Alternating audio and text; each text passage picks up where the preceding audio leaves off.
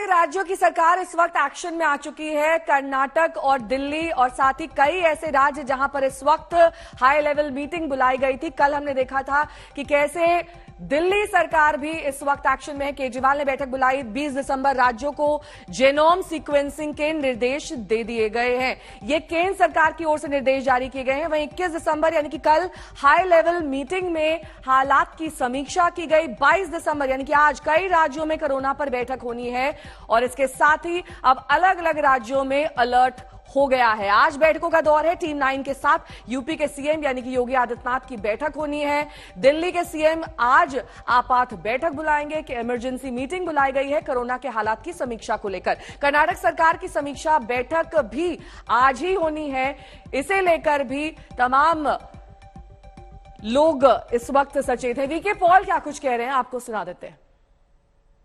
कि आप जब क्राउडेड प्लेस में हैं, अंदर या बाहर, तो आप मास्क करिए। और जो व्यक्ति उम्र में बड़े हैं या कोमॉर्बिडिटीज हैं, उनको तो ये ज्यादा इसका इस्तेमाल करना चाहिए। यही एडवाइस है। गाइडलाइन जारी होगी डीडीएमए की तरफ से, क्योंकि बहुत सारी स्टेट्स ने मास्क मैंडेट खत्म कर दिए हैं। ये मास्क मैंडेट जो है अभी भी यही है जो मैं कह रहा हूँ, और उसी को ही रहना चाहिए। अगर जरूरत होगी तो गाइडलाइन को इम्प्रूव करेंगे। We are constantly watching. Precaution dose सबको लगनी चाहिए, लेकिन लगी है सिर्फ 27-28%। तो हम अपील करेंगे कि प्रिकॉशन डोज जिसको नहीं लगी है वो ले लीजिए। ये भारत की पेंडेमिक रिस्पांस का एक पिलर है, पॉलिसी है, वैक्सीन अवेलेबल हैं, तो उसको तरफ जाइए। और पर्टिकुलरली जो हमारे सीनियर सिटीजन्स हैं, वो कोई छूट गए हैं प्रिकॉशन डोज से, तो हमेशा की तरह जैसे हम पहले भी अपील करते थे कि उनका हमें ज्यादा ख्याल करना है।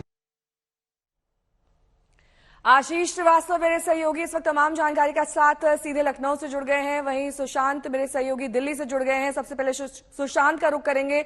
दिल्ली में आज कितने बजे ये हाई लेवल मीटिंग कोरोना की समीक्षा को लेकर बुलाई गई है सुशांत? देखिए नेहा, मैं आपको बता दूं तो तकरीबन 11 साढ़े 11 बजे के आसपास ये बैठक जो है वो बुलाई जाएगी, जिसमें दिल्ली के मुख्यमंत्री, उप मुख्यमंत्री जो कि स्वास्थ्य मंत्री मनीष सिसोदिया के पास ही है, और उसके साथ साथ तमाम जो सेक्रेटरी, हेल्थ सेक्रेटरी और तमाम हॉस्पिटल, खासतौर पर एलएनजेपी और Rajiv Gandhi super speciality hospitals के जो डायरेक्टर्स हैं उनको यहाँ पर शामिल किया जाएगा, ताकि ये पूरी तरीके से ये सुनिश्चित किया जाए कि अगर कोरोना के मामले बढ़ते हैं तो उनको किस तरीके से निपटना है। फिलहाल अभी दिल्ली की अगर बात की जाए तो 27 जो मरीज है कोरोना के सक्रिय, जिसमें से 19 होम आइसोलेशन के अंदर है, बाकी अस्पताल में, और एक व्यक्ति अगर बात की जाए तो वो ऑक्सीजन सपोर्ट पर है। लेकिन सरकार की तरफ से ये सुनिश्चित किया जाएगा कि किस तरीके से अगर कोरोना के मामले एक बार फिर से बढ़ते हैं तो उसमें टेस्टिंग की जो व्यवस्था है उसको ज्यादा से ज्यादा बढ़ाया जा सके। सरकार की तरफ से ये अपील की जाएगी कि लोग ज्यादा से ज्यादा टेस्टिंग को का इस्तेमाल करें, ताकि कोरोना के जो नए मामले सामने आएंगे तो उनको पूरी तरीके से टैकल किया जा सके।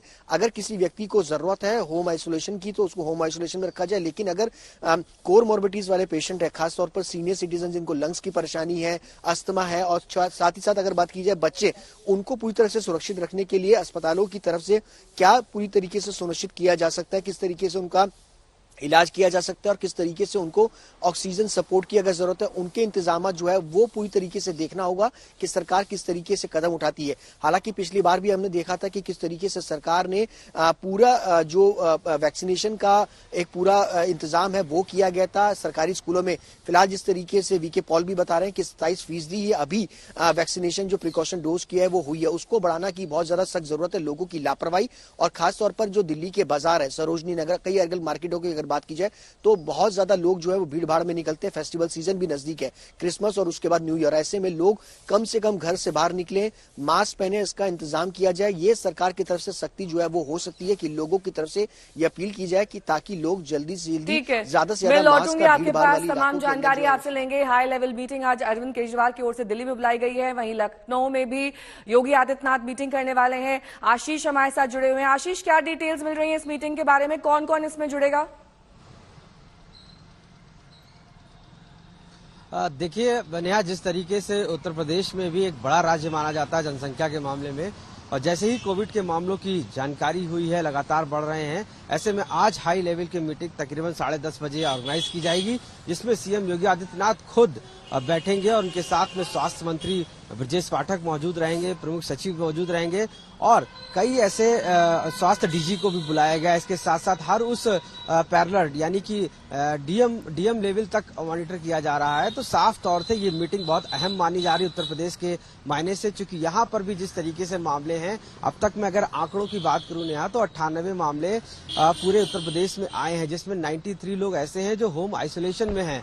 तो ये कहीं ना कहीं एक बड़े मामले हैं और हर तीसरे दिन आपको बताऊं, दूसरे दिन जो एक कोविड का मामला आ रहा है, तो ये लगातार कोविड के मामले बढ़ रहे हैं। तो ऐसे में सीएम योगी आदित्यनाथ ने इस हाई लेवल मीटिंग को ऑर्गेनाइज किया है, जो आज लोक भवन में की जाएगी और इसके साथ साथ उनके और जो मिनिस्टर्स हैं वो भी साथ में सहयोग के लिए रहेंगे। साफ तौर से क्योंकि ये मुद्दा पिछली बार भी जब कोविड संक्रमण हुआ था तब उत्तर प्रदेश के लिए बड़ा था और उत्तर प्रदेश ने इसमें बताया था कि उसने ऑक्सीजन से लेकर बेड अरेंजमेंट और हॉस्पिटल तक सभी की तैयारी की थी और इसी को लेकर फिर एक बार अब पूरी तरीके से तैयारियों का जायजा लिया जाएगा। ठीक है। हॉस्पिटल में आपको बताऊं कि अलर्ट जारी किया गया उत्तर प्रदेश में, ब्रजेश पाठक ने किया है और सभी हॉस्पिटल्स में बेड की उपलब्धता कितनी रहेगी इसके बारे में सुनिश्चितता की है।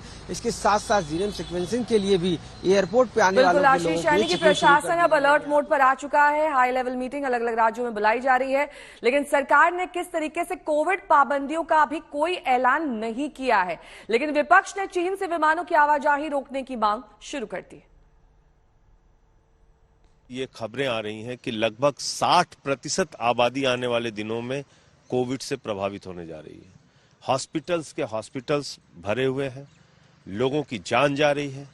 ऐसे में अगर चीन से आने वाली फ्लाइट्स को अगर हम लोग प्रतिबंधित नहीं करेंगे तो फिर जो मुसीबत भारत ने पहले झेली है, बर्दाश्त की है, वैसी परिस्थितियां फिर पैदा हो सकती हैं। चीन में जिस तरह के चलचित्र बाहर आ रहे हैं वो ये दर्शाते हैं कि वहाँ पे अस्पतालों में जो उनकी मॉर्चरीज है और जो हेल्थ सिस्टम है वो कम्प्लीटली दबाव में है, ओवरवेल्म हो गया है। और इस परिस्थिति में मैंने ये मांग की है कि सबसे पहले हमको चीन से जो हवाई जहाज आ रहे हैं या चीन जा रहे हैं उनके ऊपर रोक लगानी चाहिए। इसके अलावा अप्रैल में इसके अलावा